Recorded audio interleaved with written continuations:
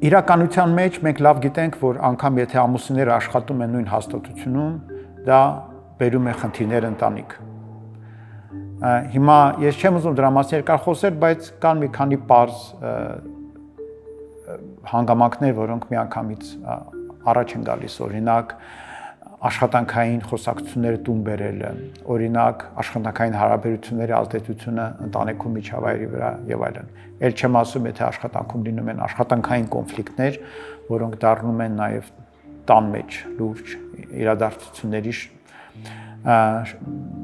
սկիզբը եւ այդ անիրադարձությունների շարունակություն են դառնում։ Այդ նույն հանգամանքը, բայց ավելի նուրբ գոյություն ունի նաեւ այն դեպքում, երբ որ երեխան հաճախում է դպրոց, որտեղ աշխատում է իր ծնողը։ Երեխան հայտնվում է կարծես ապակե տանը, իր անձնական կյանքը, որը դպրոցի մնացած երեխաների շփման մեջ է